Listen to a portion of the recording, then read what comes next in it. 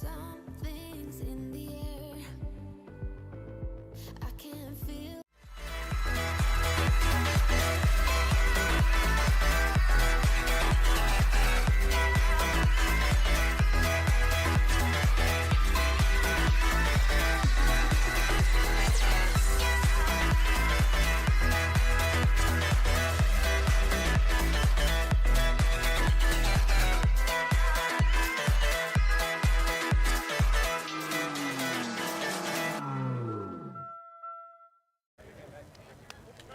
Good morning, everybody. Welcome back to the London Invite. We have our first official Open Division action of the weekend, although we, of course, did see Great Britain in that little warm-up friendly last night against Canada, and we have Great Britain back on our streams again this morning, taking on the Canadian Masters side. Benji Reese back with you in the booth. Delighted to be joined by Joe Hamer. It's been too long. Yeah, cast our minds back to what was a very hot and eventful week in Hungary, we'll call it.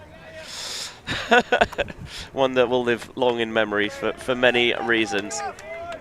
We have Great Britain in the white, Canada Masters in the red, and Great Britain beginning on offence. I must say, Great Britain looked imperious yesterday evening in their first real action of the season. Mead blades around to Hillman. Back to Josh East, who wasn't here yesterday. So the fact that this GB roster has strengthened since last night is ominous. Ford scoobers over to the far side with the wind mercifully stiller than it was yesterday. Ford again, sitting one out to space for Hillman. And smooth as silk for Great Britain on that first offensive possession as they take a 1-0 lead. Yeah, it didn't look like the Canada Masters defense affected what GB wanted to do too much there on offense. It looked a little bit like they were marking no deep, but GB very happy to take all those open unders and then eventually scoring on an away pass into the end zone. So I think it's going to be a real challenge for this Canada Masters D-line to get a turn on GB, but let's see what the GB D-line looks like. Yeah, they had the extra 8th defender yesterday of those windy conditions, and every time you pop anything up when it's kind of blustery as it was yesterday, you know, it invites that pressure underneath it, and Great Britain always back themselves to win those aerial battles and those 50-50s.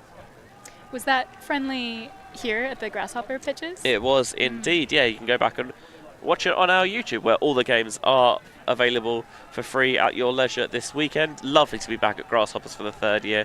Wonderful facilities. Yeah, and so there's some pitches behind us where I was just playing, which are grass pitches. This pitch is turf, and it's a really nice turf pitch. So it hasn't got that hardness that a lot of turf pitches has, although if we get some heat later in the tournament, it does get very hot. Yeah, that is the one risk, of course, with the artificial, with the rubber crumb. Paul fielded in the end zone, and the first centering pass goes to Bellavance.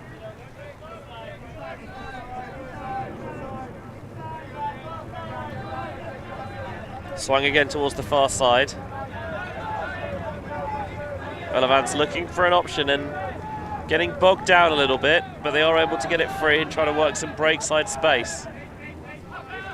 Here's the big man Hibbert. Oh, he went for the no pivot backhand, and Magnus Wilson stuffed him. Now Wilson swinging to Warnock.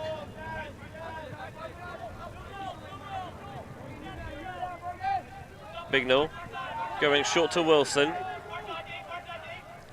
Hibbert resets himself, leading to Warnock, and Warnock dropped it. Oh, I thought that was in for a second. He spent the energy dragging the toe, trying to focus on getting that catch as well, but maybe just running out of field at the end of that end zone. Let off there for the Canadians. Spreading it long towards this near side. Hochhalter now to Hibbert.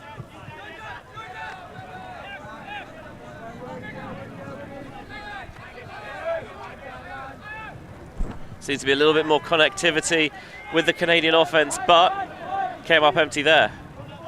Gordon with the quick pick to Bignell. And once more to Wilson.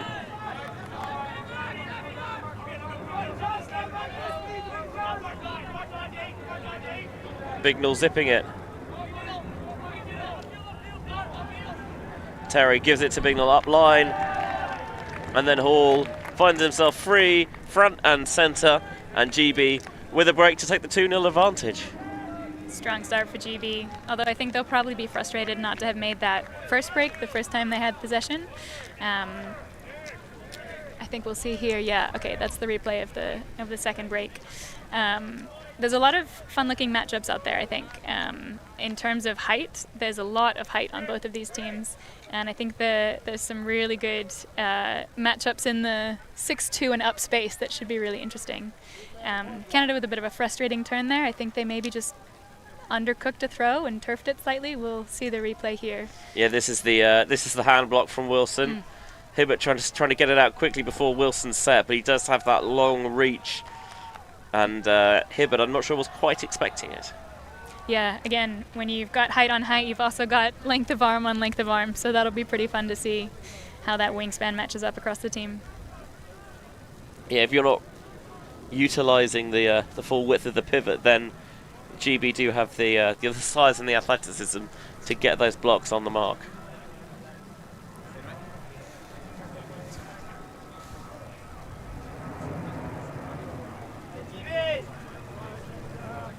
GB putting out what looks like a different D-line here, or maybe they have two D-lines possibly that they switch between, which is a setup you would probably take if you were fairly confident of getting a few breaks in your game. Yeah, and they'll ask their D-lines to maybe operate slightly differently depending on the personnel they've got out there.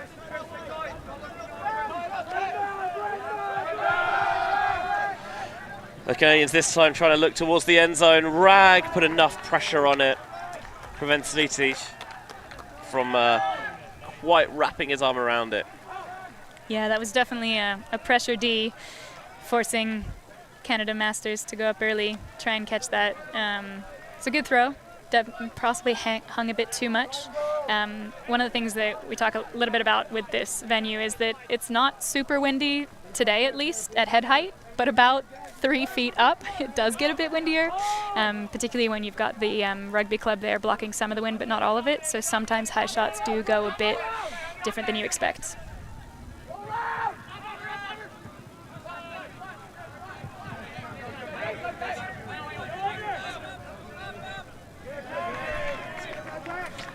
The throw was left a little bit short, but huge layout saves and secures it. Warnock central to Rag.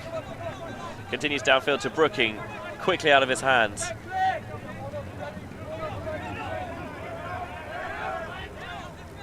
Rag shifts and scuttles his weight to get the reset.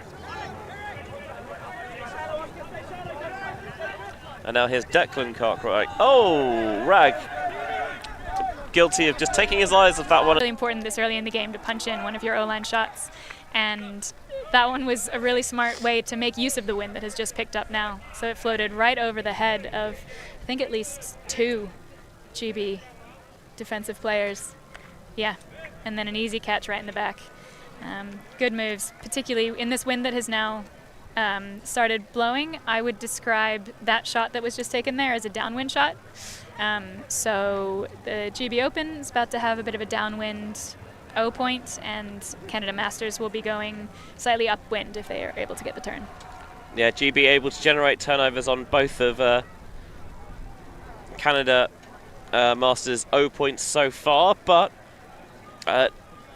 well, it took 2 tries the first time to get it in because Warnock dropped in the end zone, and then another just drop from Rag as well. So they've not necessarily been forced into turnovers, GB's D-line, but they've just surrendered them relatively cheaply, which will not please them at all.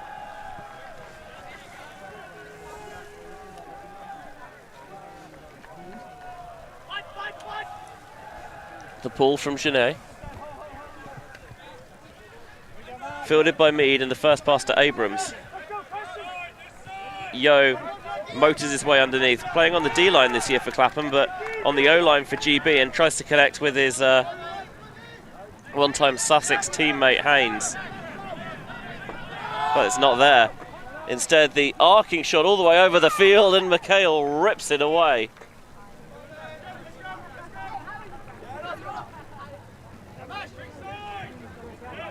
McHale finds Haynes. Haynes opening it up. Cameron's got 3 defenders trailing him. He can't quite milk it all the way into the end zone. He goes back to Abrams. Abrams to Hillman in the centre, and Hillman just bounces it back to Abrams for the score. Great Britain would have been disappointed to turn it over, but they earned it back thanks to McHale's acrobatics, and then punched it in at the second time of asking. Yeah, really nice movement on the second possession there from GB.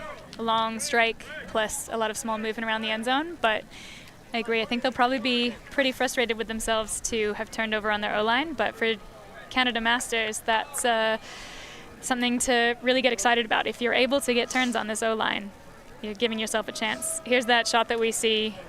That's a really tough shot to get right. It's crossing the whole pitch. And here's the score. That little movement there. GB's athletes have such good closing speed that they were able to find the gap, and then as soon as Abrams got it back on the line, I like that it's not just, you know, get it off and then we'll see where we go. He's being proactive in following that up and collecting the just collecting that little flip from Hillman for the score. 3-1 then, the home nation on top in this one. On an interesting day weather-wise here at the Grasshoppers Rugby Club. It's done all sorts early on, which I'm sure you'll have experienced out there playing on the grass behind me in your first game. Yeah, we had rain in the warm-up and then quite a lot of sun in the game I played, and now we've gone back to kind of overcast, not super warm, and a relatively strong one-directional wind. It's not dissimilar to Windmill last weekend, where very changeable conditions there. Another deep shot, this time for Canada on point. Ellis able to escape free of Butt, and then the little pop into Hibbert for the score. Canada Masters, I think, have got their feet under them now. Yeah, maybe the wind is working for them. Maybe they're a team that plays really well with downwind points. I think that was a pretty same third huck, but placed perfectly in a really nice position. It was actually 2 Canada players were the closest people to that disc when it came down. So let's see how GB adjusts to the offensive looks they're seeing. And yeah, Canada Masters definitely in touching distance, keeping within the fight in this game.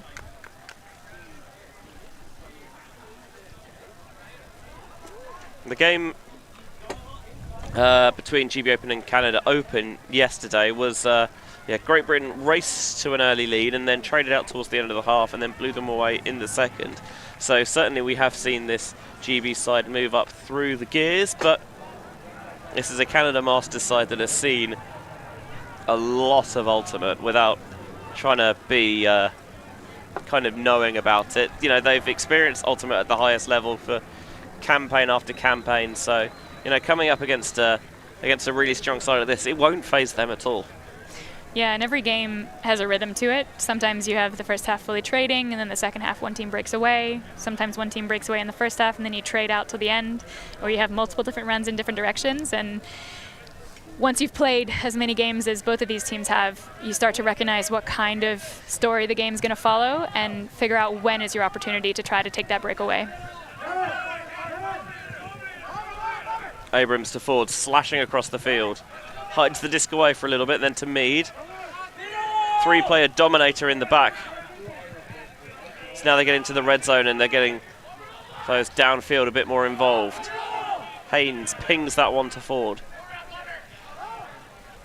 And then creates the angle with a delicious break to Mead. Mead to Cameron for the score. Yeah, solid O point there from GB. Perhaps being a little bit more cautious. There were a couple of shots in there that looked like they could have been squeezed through, but they weren't. But that's fine when you've got as many looks as you've got from your cutters. Also some really nice, as you mentioned, give and go dominator sets. It looked a little bit like their rule was if you throw it, you gotta get it back. And yeah, that movement makes it really hard for the defense to keep going and catch up. Yeah, not a lot of help D or switching really from the Canada Masters defense. And we haven't seen any zones yet from either team, and I wonder if we'll start to see those as the wind picks up. Yeah, Cameron there scoring against his native land. Been based in Bristol for a couple of years now, Sam Cam.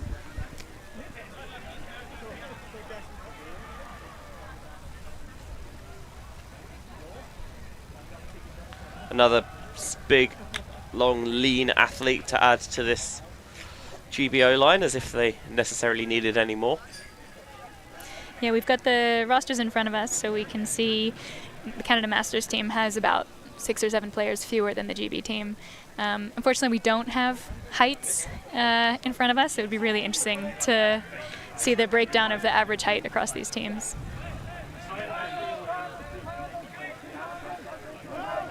And now we do see a zone from the GB D-line.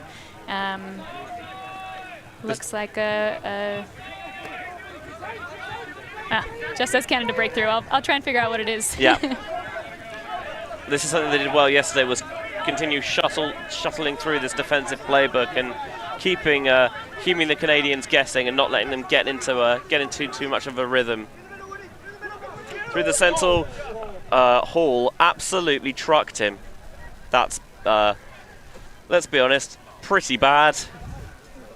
Yeah, that was a pretty scary hit. You could hear it from here, and you could also hear the sideline worried about it. It looks like they're both doing fine.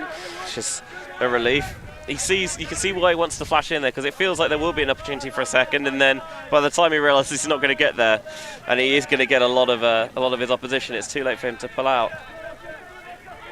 Hibbert flipping the scuba over the top, and how releases towards the back of the end zone, and there's some of that veteran savvy, we'll call it.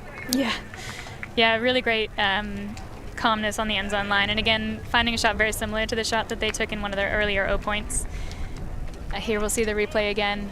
It looks like GB are staying in that zone all the way to the end zone, which is a look I like in this wind, putting pressure on those handlers. But if you've got that release valve and you can hit that back corner of the end zone, that works well. I think one thing we saw in that point was after the hit, with the accepted foul, Canada was really able to break through the zone with the spacing that they got after that. So sometimes, you know, if you take a attempted D, not only do you not get it, but you leave the space open for the offense to move through it. So Canada Masters doing a really good job of taking advantage of that, and again using the wind to their advantage in that downwind end zone. Yeah, so much of playing those kind of the slightly more positional defense rather than matching up one-on-one is that you find those little flash points, and it's weighing up that risk reward of, you know, do I go for it? Because if I get it, obviously then we're in a brilliant position, but if you don't get it, you know, what space have I left open? How exploitable is that space that I've left open? Yeah, and sometimes you talk about, you know, wanting to make the bid so that the offense knows that you'll make the bid, but I don't think either of these teams will be coming into this thinking that the defense that's playing on them isn't about to get that bid on them. No, so they will go 100% full throttle the whole way.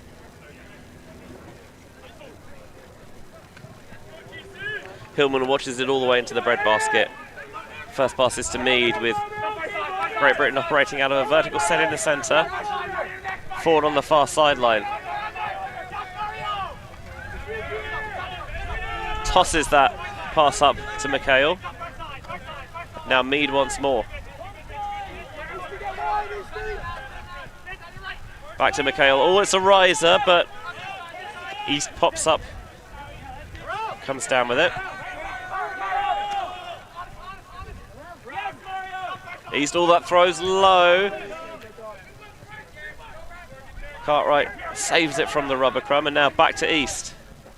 East a little bit behind Yo, stuck out his left arm, but it would not stick in there. Yeah, just too fast of a throw maybe, just too far outside his wingspan.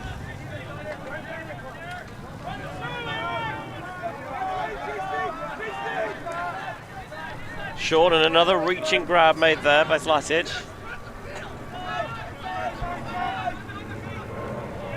as that one just pings off the chest of Pierre Daigle. McHale goes back to forward to open this possession.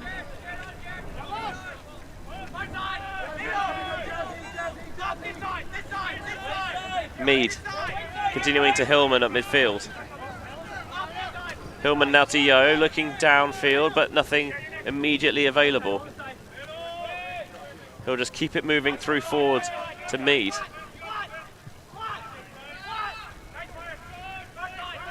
Great Britain just calmly matriculating the disc down the field. Now McHale a few yards away. McHale's going to find the force down that sideline, and James Mead puts GB 2 up once more. It's 5-3. That's definitely the favoured corner of the end zone for both teams so far in this game, which makes sense. It's the strong side and it's the downwind end zone. Here we'll see a replay of that final goal. Oh no, we're going to see, yeah, a replay of that final goal. So possibly the Canada Masters defense just letting the GB player slip into that back corner of the end zone, which both teams have done that to each other a little bit so far. So I think we'll see what defenses tighten up against that. I think Canada Masters will be really frustrated with their D-line offense turnover there. Just possibly a lapse of focus or a little bit of the wind getting in the way. I am interested to see that GB open offense setup again. It looked almost like they came out in a vert stack and then moved to a side stack, and then when they were in the end zone, they were in a harrow, which I like as an interesting move, particularly if you are thinking about doing that handler dominator set. But I'd like to see more of it and try and work out at which stages they're doing which offensive structures. 5-3, Great Britain with the advantage at the moment. But the Canadian Masters are certainly keeping things interesting.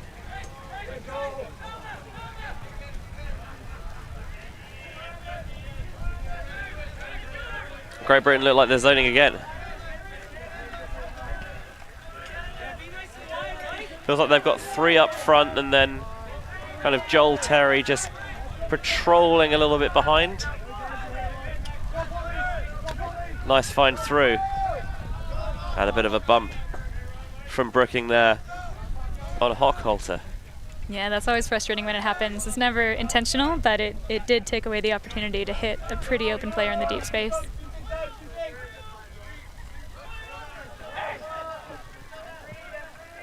Hochhalter, high release, sits that one to Hibbert.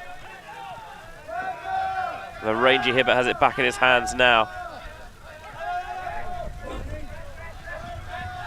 Pops it back to Hochhalter. Out into space, chased down well by Carroll. Carroll to Hibbert with a little spin cycle on the catch. And the Canadian Masters with their 4th of the game. Yeah, acrobatic take there in the end zone, managed to keep the feet in bounds. That's definitely the preferred end zone now. Since the wind has started up, every score has been down in that end zone. Lots of little moves right from that corner. A lot of these scoring passes have been sort of 10 meters or less. It'd be interesting to see if either defense puts something up to try and work against that. But it's looking really easy for both teams to score right on that end zone line. It is, and the Canadians opting to use a timeout here, I think, to try and maybe see a pinch point, because the moment if they're trading, well, GB with the advantage, that doesn't really hurt them too much, and the Canadians, I think, looking to sense an opportunity to fight their way back into this contest. Yeah, smart time for a timeout. And correct me if I'm wrong about how the rules of this tournament work, but I think what happens is once the time cap goes on, which is at 70 minutes, if you're not within 1 point at the end of that point, you finish the game. Correct, so it's I believe, yeah. It's really important that teams keep within touching distance at this stage in the game, because if you are 2 or more points difference after time is called, you don't get to play out an extra point. You're just finished. So it'll really affect your standing in the tournament. You really want to keep within touching distance of a team that's beating you, or conversely, if you're winning, you want to try and stay that at least 2 points ahead of them. Yeah, one of those situations where I think just to try and make sure that games aren't overrunning and they're keeping things close, that, yeah, if the games are not that close at the end, then you finish and you move on, which can be a little bit frustrating at times if you are one of those sides who feels like, yeah, we could fight our way back into this, but we just maybe left it too little too late. Yeah, it's been interesting this season. There's been, at least at the tournaments I've played, and I know other people have played at, there's been quite a few different factors that have been coming into sort of game management and game approach. Obviously, you've got different time cap rules. Tom's has some quite short games. I think Windmill had some shortened games this season because of weather. And then you also have the EUCS algorithm. So for teams who are club teams trying to go to the European Championships and are playing at EUF qualified games, the amount that you beat the other team by or lose to them by really matters. So there's a lot more thinking going into playing Frisbee, at least for me these days, trying to think about how much you want to win by rather than just closing out the game or trying to come back. Win by 3 is a lot better than win by 1 in the algorithm. So it changes the flavor of the game. Yeah, no teams in the open or mixed divisions this weekend are opting into the algorithm, but there are 5 teams in the women's division doing so. So there's a lot of EUCS action that we will see at various points in this weekend. Hillman brings the disc to the brick mark. Cameron underneath. Just going to go back to Hillman. It's GB starting in a more circumspect fashion. A riser that Haynes rips down. Now for Cameron once more. Cartwright clears it out deep. Pick away from the disc. Looks like GB opener in a more traditional horizontal stack for this point. I play in the women's division, so I recognize that open looks a lot different on the pitch. To me, they look like quite far away from the disc, but I think that's possibly because they're focusing more on getting those gaining unders. Throw is low. Haynes gets 2 hands underneath it and then leads Hillman to space rather than going all the way to the end zone to Abrams. Looks like an injury call back on the pitch. Yeah, or a pick away from the disc. Either way, I think it is going to go back to Haynes here.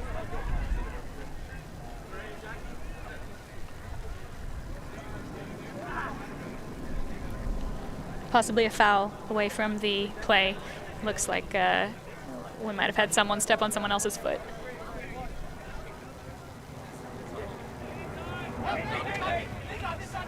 Haynes leading McHale. McHale shooting the blade. The spacing was a little bit off and threw it right into the clutches of Pierre Daigle. Yeah, that's actually the throw, that cross field into the end zone look. That's the one that GB got a D on Canada Masters for looking at earlier in the game. It's a really tough shot. There's so many defenders in the way. And it was McHale himself who got that block.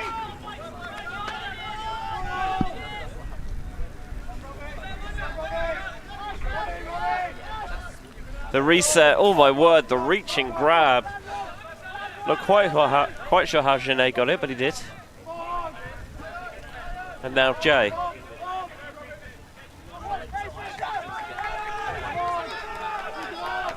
Howe surveying his options. Great Britain doing a good job of just forcing the lateral passes, but nothing more. Haynes bids and gets nothing except a bit of Howe. Accepted foul.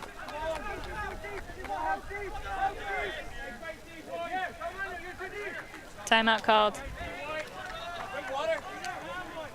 Yeah, smart move. I think that pair up has had a couple of high discs in the air that they've both been going for, and managed to keep it pretty clean. That one didn't look like it. Called the timeout, but I think they only get 1 per game. So you just add 2 to the stall and we're back.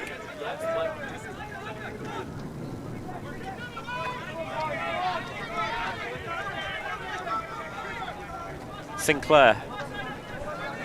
Abrams a little bit off on the force.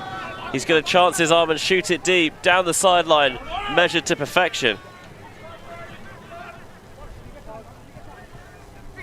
Now Powell goes back to Howe. Powell with a stall count rising. He finds Powell and he leads him into that space. The blade on the sliding grab. And Canada breaks. We're tied at 5s. Yeah, they break, and they break upwind. That's the first time someone scored in that end zone since one of the first points, I believe.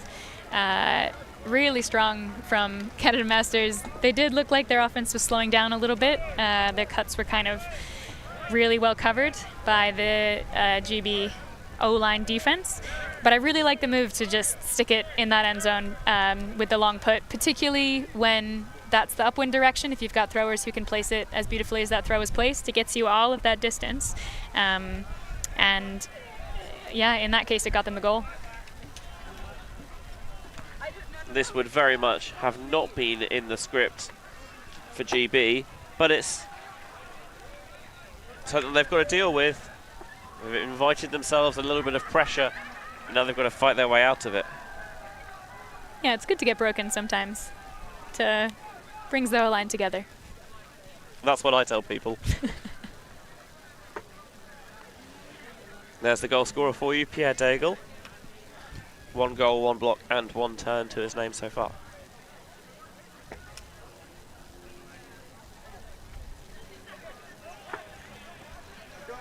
Great Britain not really changing personnel. Although McHale has been retreated and Josh East is out there instead. Mead catching the pull. Running a 1-2 with Abrams. Zone coming out from the Canadians. I like that move. That's really smart. GB are going upwind now. I'll throw a little bit of a different defense at them, see what they get. Yo, passing and moving, throwing and going with Ford. A lot of motion at the back of this offense. Transition to match defense, down the line. Ford, then Abrams. He thinks about that crossfield shot and shelves it. Maybe noticing how they have gone so far this game.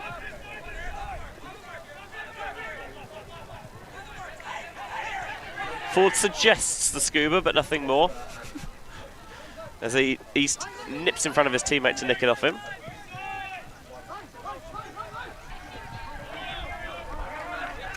East centering to Cameron. Cameron out quickly to Mead.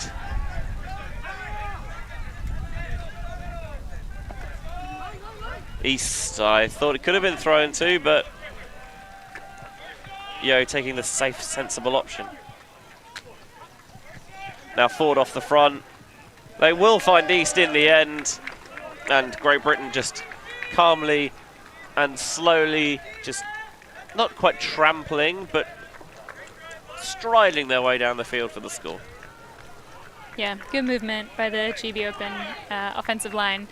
Nice to see a zone from Canada Masters. It looked like possibly a cup at the front and match on the cutters, which I like that zone a lot. But when GB's offense is so focused around a handler dominator, give and go, movement in the back, the disc moves faster than a person can run, so it can be quite easy to move that behind them. And as you mentioned, they were so patient. They had a couple of shots into the end zone that they could have taken. They waited for the right one, and they got that upwind hold, which will now give them a chance to do what Canada Masters just did and make the Canada Masters O-line have to go all the way up the hard distance into the upwind direction. I was very impressed by the smoothness of that transition from the Canadian defense there. They found the right moment to switch into going, you know, strict one-on-one across the board, and it was, yeah, it felt relatively seamless. Yeah, I would agree. Lots of sideline help as well from the players just in front of us. Lots of information being given when they're in zone, when they're in match, and who's marking who. So first pass to Hochhalter. We'll see how the Canadians deal with the wind. Great Britain choosing to zone up as well. The bobble, the tip, and the turf.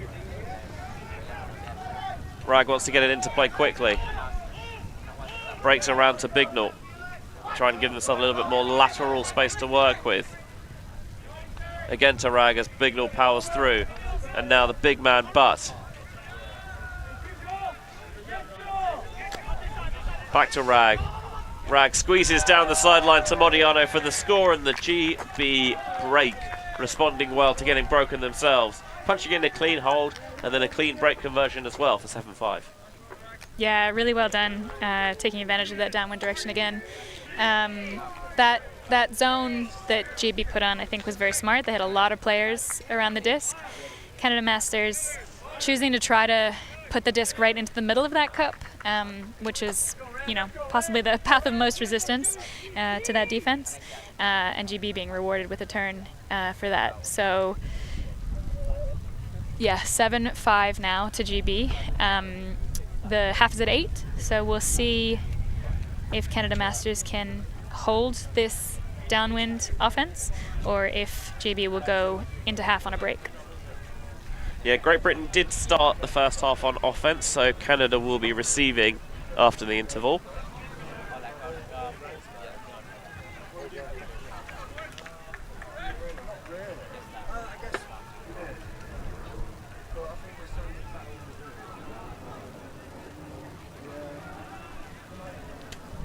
Rag's been as involved in things as ever.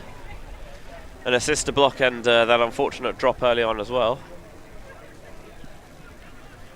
Can't quite see what he's eating on that far sideline, but he hasn't offered us any of it, which is, you know, it's fine, I guess.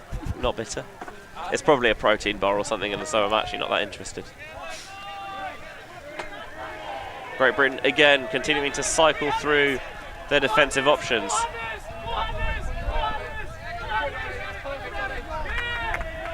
If it wants to release quickly, does for Felix Daigle. Daigle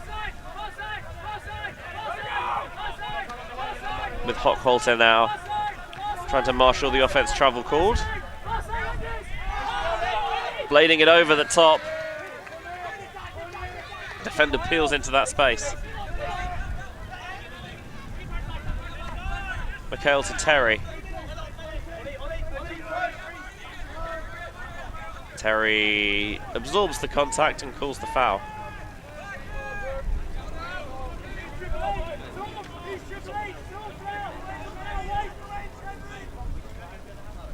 We're going to give GB a little bit of a breather. I think Hochholter's doing his laces. Yeah, it was. That's why we just... the stoppage was a little bit longer.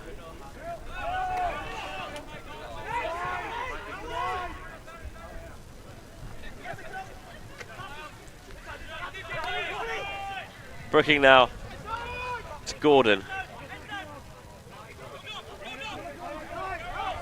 Gordon to Warnock. A few yards away, and then Brooking. Oh, he burned past Hibbert, but the disc was in and out of his hands, and now they're shooting deep. The two 14s against each other, and in the end, nobody wins, which means Ollie Gordon wins. Trust me. Yeah, that looked like it was going to be a really good shot as it came up, but again, the wind's a little bit unpredictable in the higher areas. And yeah, I can't believe that turn in the end zone. That one's going to haunt that player a little bit. Yeah, second time this game that GB has kind of dropped scoring passes on their D-line.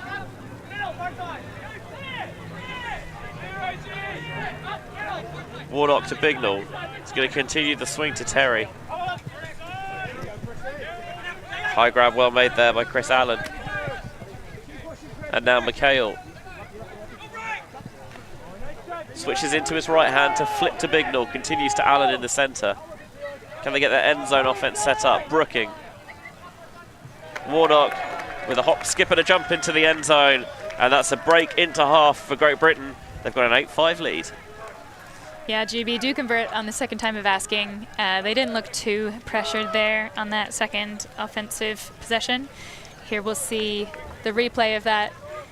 We get an around break, and then we get an inside break.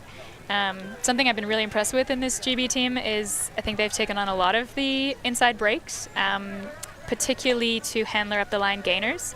That's a shot that a team kind of either has to make the decision they're going to take on as a team or not, because you have to be willing to throw it and looking for it. It seems like it's a core part of this GB offense, and I really like how flat the IO discs that they throw are, because they really allow the up-the-line cutter to milk them as far as they want to. They've really got that option to catch it quickly or to take a few more steps and get a few more yards when the disc comes out. Yeah, so 8-5 then, Great Britain leading Canada Masters here, half-time in our first open action of the day here at the London Invite.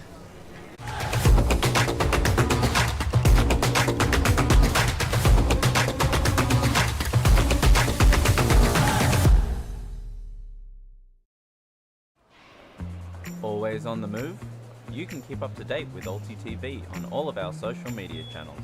Like, follow, subscribe, share us with a friend, or send us a message just to say hey. Thank you for supporting us in our mission to grow Ultimate everywhere.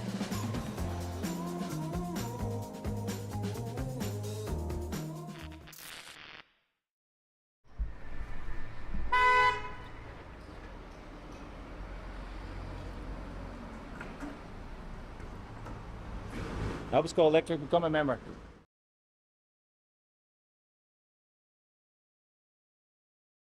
Enjoying the show? Show your support for the live stream and the people making the show. Buy a super chat or super sticker on YouTube directly. Select your donation and type your message to the world. And share. All donations go into directly funding new shows. Buy a super sticker or super chat now. Thank you. Those who do not know their history can never relive it. The skies, the dives, the sideline smiles. Our past is held in photo albums, drinking stories. The present is a gift.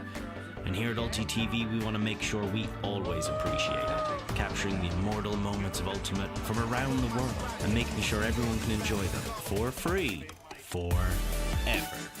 Because the future belongs to all of us. Great Britain up 8-5 on the Canadian Masters here, half-time at the London Invite 2024, third edition of this wonderful tournament here, back in the surrounds of the Grasshoppers Rugby Club in southwest London. Ben Jury's in the booth, delighted to be back with Joe Hamer, reunited after way too long in the commentary booth. And Great Britain, I think, on the balance probabilities, happy with that first half. Yes, there are some things they can tighten up. Too many just simple drops for them, but they've had a little bit of pushback from the Canadian Masters, and I think that'll please them in a way. Yeah, I would agree. I think the thing that they're going to be maybe happiest with in that first half is the pressure that they've been put under. GB preparing for the World Championships in Australia, which I believe is in August? Early September, I think. September. It's a little bit later than we would usually have it because it's on the other side of the world and the calendar works differently Right. there. Yeah, we want to avoid the depths of winter, although in Queensland it'll be pretty warm even in winter. I was going to say, I'm not sure the Gold Coast ever actually gets winter. And then Canada Masters preparing for the World Masters Championships, which is in LA in November. So each of these teams kind of at a different point in their season in terms of what they're working on and the arc of the year. But yeah, at this stage in the season, really any stage in the season, any team wants to be pushed, wants that pressure on them.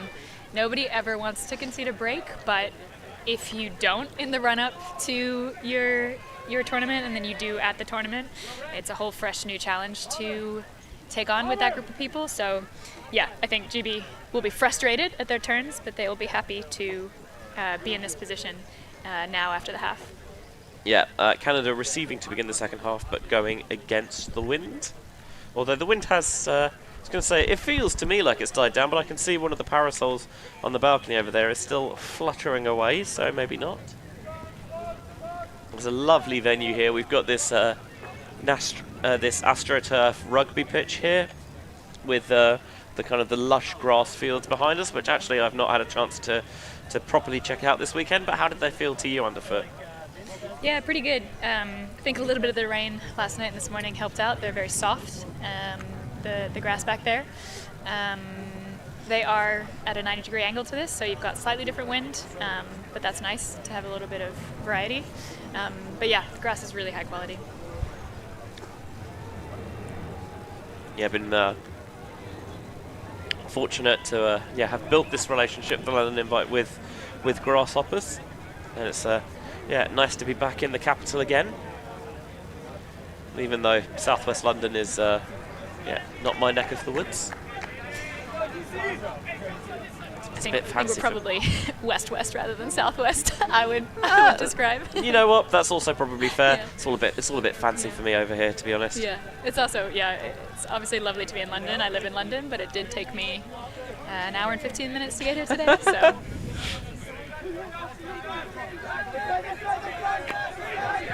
Swing to start. Pops down the line then into the hands of Powell.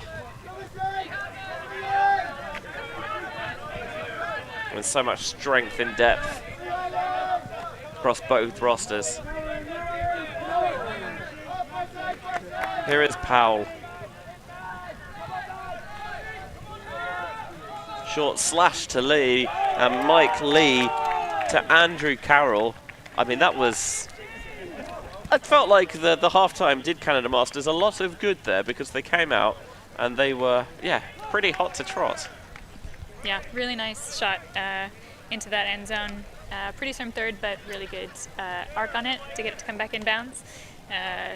Really good aggressive start to the second half.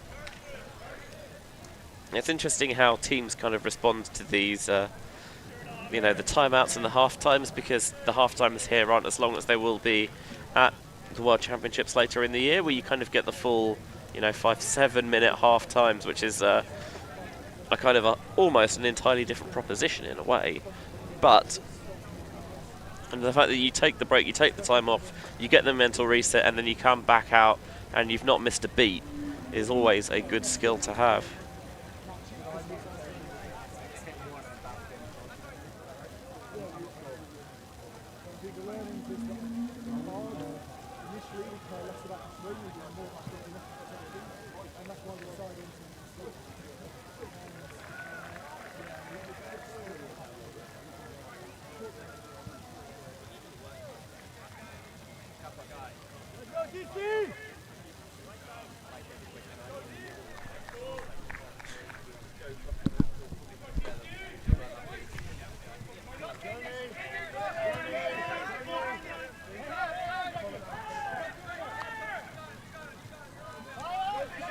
So Great Britain beginning this possession, looking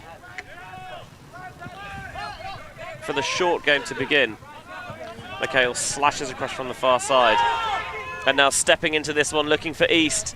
East has got to go. No, he doesn't. Even time for a little bit of showboating on the end, as is Josh East's want.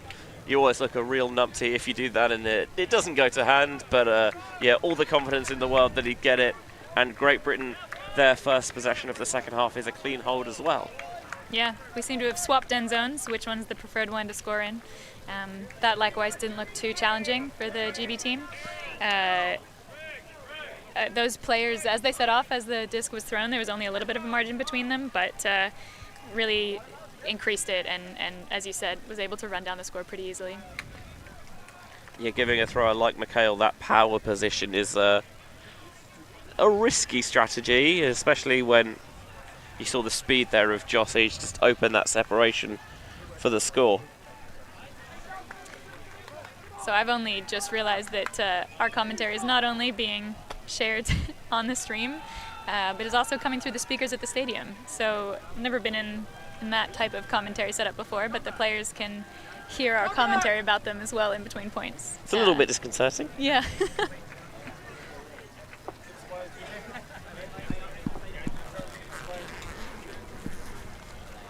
Oh. Sun's coming out a little bit more now, so I'm going to be brave enough to take my coat off and then instantly regret it as the rain comes in again.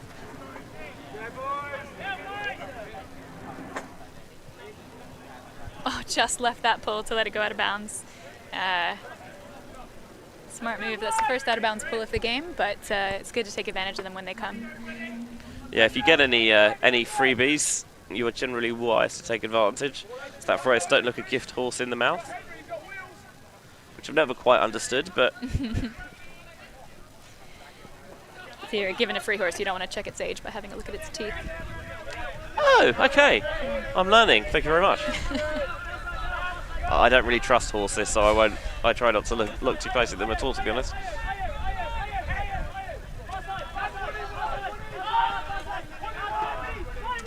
Canada's horses. He's not getting that one to stick. Zipped the pass.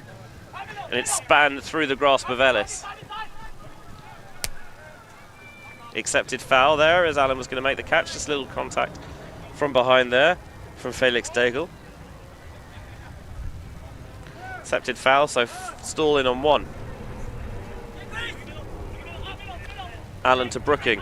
Brooking quickly out of his hands to Gordon. And Great Britain break just like that. Yeah, that one also looked pretty smooth, pretty easy. Other than the foul, not a ton of contested shots. So we see, yeah, here on the replay, we've got that, again, that nice leading inside, and then just a pretty open shot to that corner.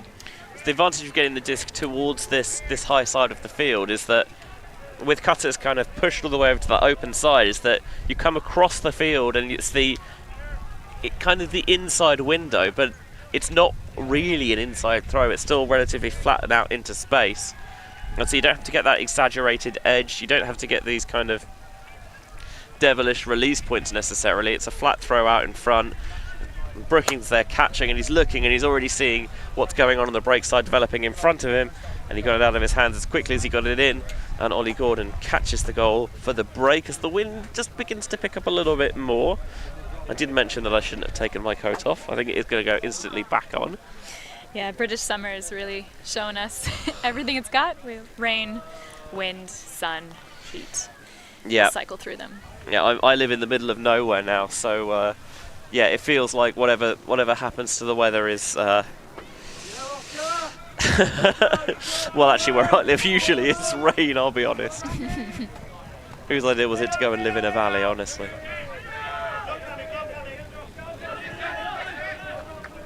GB's defense trying to clamp down, but the underneath does open up to Ellis. A pick. Yeah, not quite a zone from GB, but some poaching off the handlers into the lanes. Yeah, just trying to gum up that initial downfield movement, I think. It does feel very strange to be talking about the defenses on the pitch while the players on the pitch can hear us talking about what defenses they're doing.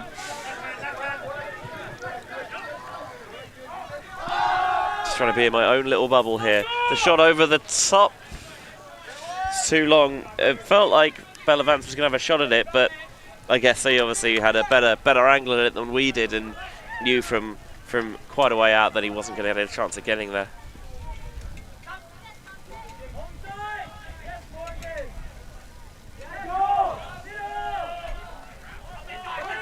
Here's Declan Cartwright. Leading Rag to space, and Rag left it and put his hand up like, oh, I didn't realise that was for me. Yeah, that's a tough one when the arc of the disc can be the piece of misleading communication. I always think if you're not sure, you're probably best off going for it, especially if you don't hear anyone else. Lead throw, Warnock tried to flash in, but this might leave him out of position. And Canada eventually hit that poached space, and the very nonchalant knee spike there from Jeff Powell as he catches the goal. See, this is where Warnock sensed the opportunity, and he does bail out of that quite early because he recognises that he's not there. It's a question of how quickly could they find and isolate that space, and they do eventually get it into Powell's hands. Yeah, a nice spread from the Canada Masters team in that offense. The player that was hanging all the way back at that back cone made GB have to choose between two different marks and left that front player open. I still feel like I'd probably rather take away that player at the front where it's maybe a little bit of an easier throw with the wind as well. Right at the back, there's a chance it could continue to push it out of bounds, but yeah. Yeah, I would agree in general, but I think in this game, both teams have shown that they're very happy to pop those passes to the back. Can't take away everything as a defense. See, people say you can't take away everything as a defense.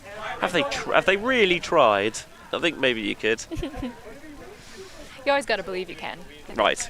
No, but you are right. Even the best defenses will know that there are parts of whatever, depending on what defense we play, parts of the field that we are not going to be able to cover as well as others. Sometimes it's we're going to make sure we take away the deep options, but that leaves more space underneath. Traditionally it's you make sure that you try and force everything down the open side rather than giving up the breaks. But as the thrower's toolkit develops stronger and stronger, that's feels like an ever more futile task.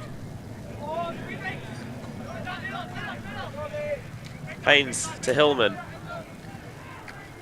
And now Cartwright bounces it back into Hillman's hands. This is lightning quick from GB. Yo to McHale for the score. Loved watching that because felt like no player ever had the disc in their hands for longer than a couple of seconds, and GB love it when they can bounce and pinball it around like that. Yeah, really fast movement. See that replay here. Again, we've got lots of these IO shots coming out, and a lot of shots being looked off right into that end zone. If they want to take the chance, they want it to be the right one. And again, kind of a repeat of the last GB-O score. That initial break, making the follow-on throw pretty unguarded and straight to that open player at that cone. I feel like it's a nice place to be in as an offense when you're not necessarily or like overly focused on scoring. It's about we'll take free passes and we'll flow it, and eventually we will just be in the end zone rather than having the those devastating end zone eyes where you're forcing things that are not necessarily quite there because it is the end zone, and you think, if I'm not going to throw it anywhere else, would I necessarily throw it here? There does come a point where you do have to chance your arm a little bit near the end zone, because at some point you do actually have to score, but certainly, especially if you've got some tempo to the offense, you can afford to be maybe less preoccupied with the actual scoring pass. Canada Masters already beyond midfield, but that's a floater, and with a big man in the area, but was all over it. Didn't hate the shot necessarily, but it hung up there, and Blanchard is that height mismatch there. It's exactly why Butt, I think, is almost tempting that deep shot a little bit, backing himself to close the gap, and then slapping it away. Yeah, possibly just too much fluid on that throw. It had a lot of arc, and maybe if it had been flatter, there was that separation.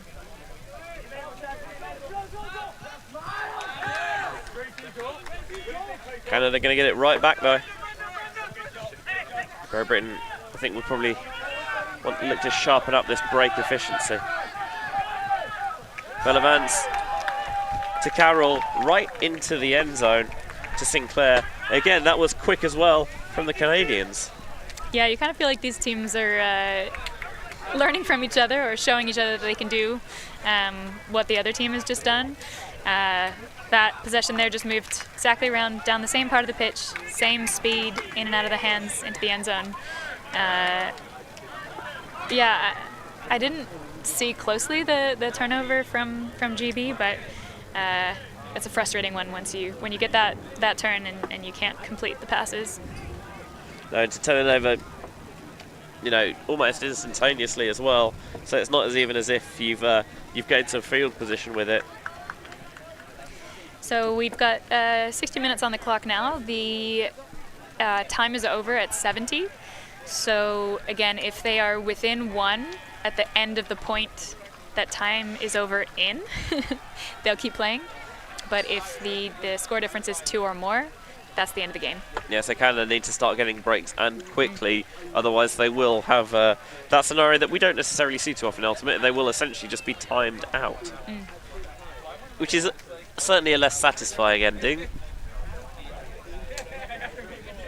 in my book at least. Yeah, it's always nice to feel like you always have the power to come back right up until the end of the game. But also, a little bit of fire right now in the game, knowing that these are the points that really matter. Yeah, you can't hang around. I appreciate that those from across the pond might be a little bit more used to something like this, of course, where they have the kind of the semi-pro game where they use different timing rules, along with other different rules. Mead to Ford.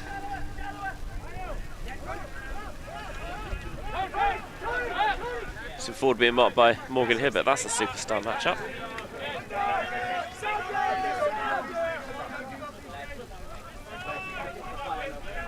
McHale breaks it off to Mead. Doesn't want the continuation to Cameron. Thought that could have gone, but instead choosing Abrams instead. Abrams down the line to East. Again, just not forcing it if they don't have to, because they can bounce it in rhythm, in stride. TO for 12-8. Yeah, really good movement with the fakes and with the throws, moving the cutters around. So we'll see that big move up the pitch. Chooses not to take that one into the end zone because there's a second one coming. That cycling through of cutters makes that all possible.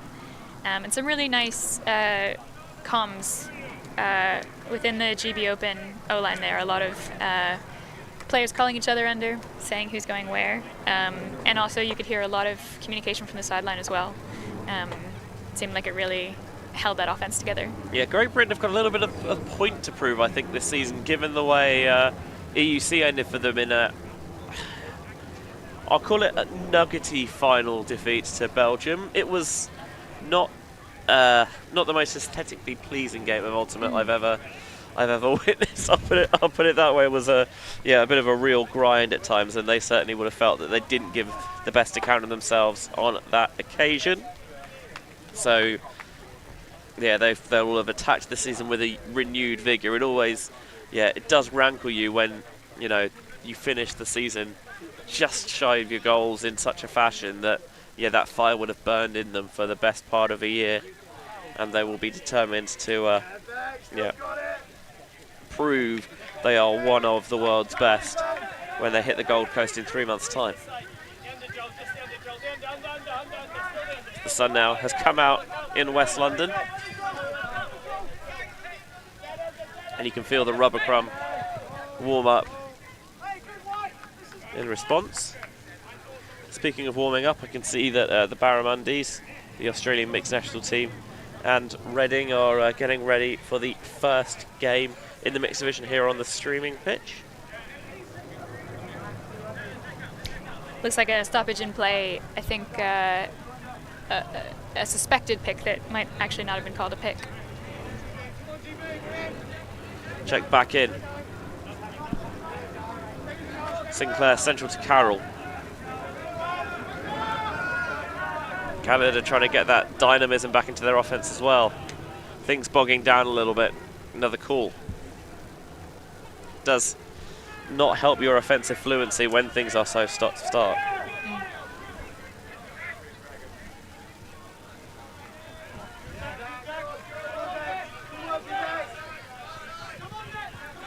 Canada utilising the break side.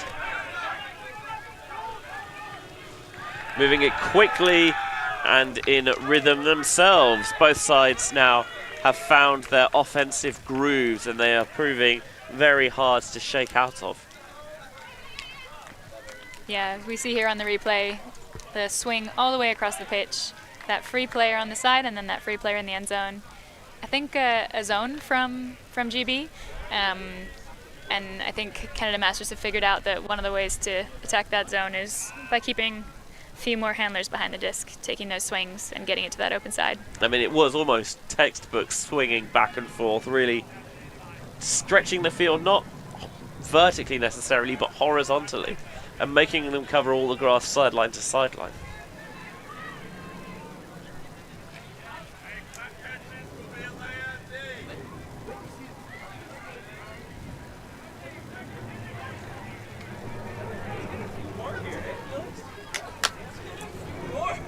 So 5 minutes until time is over, 12-9. So Canada Masters needs to try to score 2.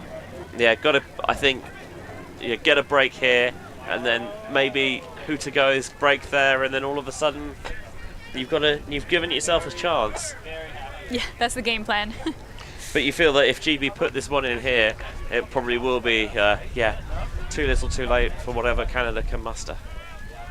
But they haven't, I mean, at the very least, they've given a much better account of themselves than Canada Open did yesterday evening.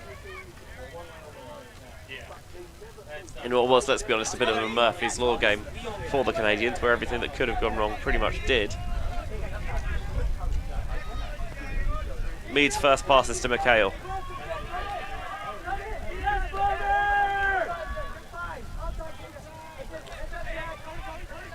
Hillman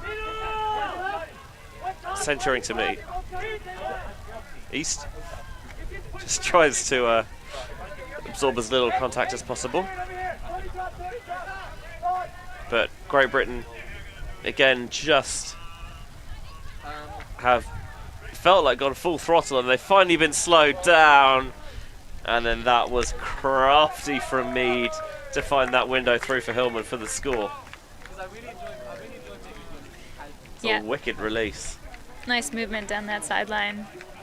I think it's zone defense again from Canada Masters, but as today has been across the board, not super predictable with what the weather's doing. It's not super windy now, but the sun is back out. I still think, you know, you have to put those zones out even when the wind is not as strong. You know, there is a time when, okay, is it windy, we'll put zones on, and if it's not, well, you don't. But it's still worth it to try and find ways to slow down opposition offences, and splitting that little double team and threading it through, able to drop his weight so quickly there, Mead, on that release. So I think time is not yet over, but the Canada Masters team were calling out loud a line for that, so possibly this might be a mixed line from their O and their D lines, because they know the point of the game that they're at.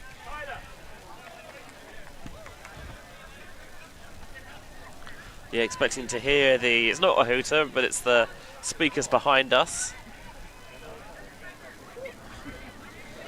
Now they'll get someone on the mic to do the honours.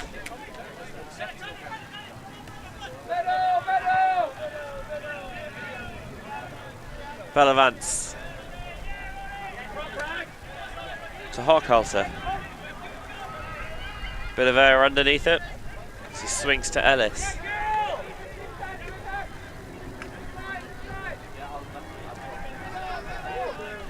Riser that Bellavance brings down and somehow catches that and doesn't get too much contact with Ollie Gordon, and then a leading throw is a beauty to Hochhalter for the score. Yeah, nice quick possession there for Canada Masters. It did feel like GB got a bit unlucky there with the contact and then the player being free. We see on this replay here, this nicely avoided for no one to get injured, but completely a little leaves surprised the he player. didn't call the pick there. So apologies for my rules knowledge and use, but can you call a pick on an offensive player? You can, yeah. I think maybe he just realised that. Was I that close? Was I actually realistically going to have a effect on things? Maybe not. But yeah, certainly would have been in his rights to call one. I think he probably was close enough. At least would have been when the pick occurred, and maybe also with the state of the game, doesn't necessarily feel the need to. I don't know. And there we go. There it is. Clock's pretty much bang on. Time is over. So this will be the last point of the game. GB will win either 14-10 or 13-11. But yeah, they'll have got some food for thought from this one. Yeah, it's definitely been a good game. I think we've seen possibly more breaks than we expected. Always makes a fun game when you've got strings of breaks in either direction. And there's been bits for both sides to certainly sharpen up for the rest of the weekend.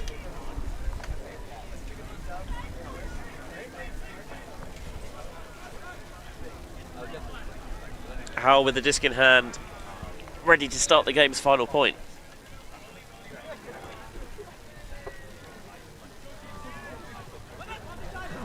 McHale fields to Abrams. He's maybe caught a little off guard.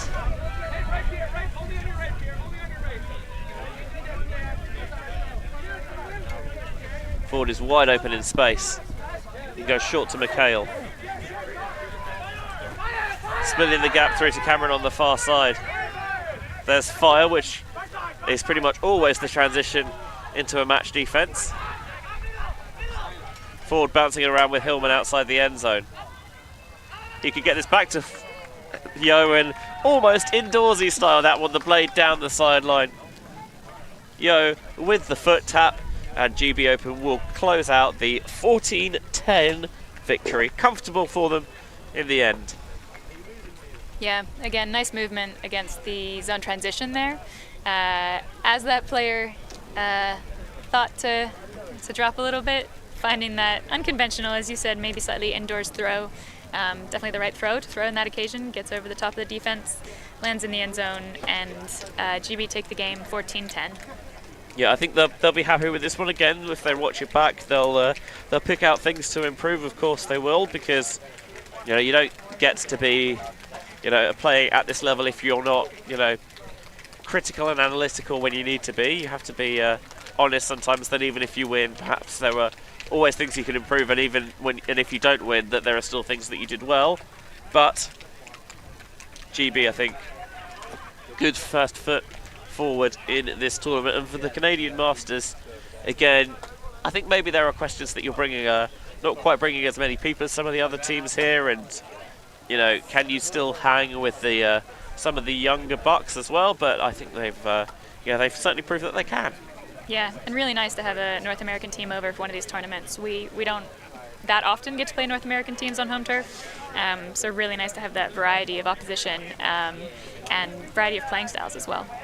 100%. We're moving into the mixed division for our first mixed action of the day for our next game, and that is the Barramundis, the Australian mixed national team, taking on Reading. As you see, have a look at the match stats for you there.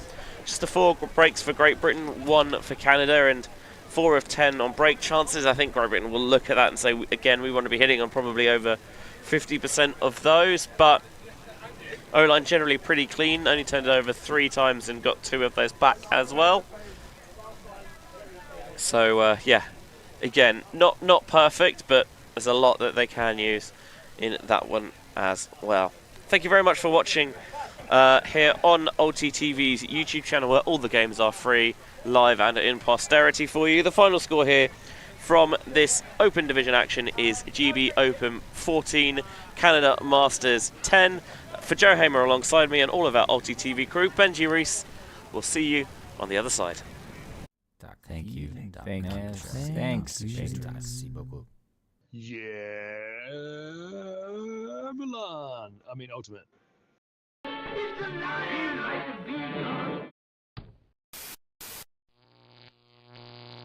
ULTI.TV.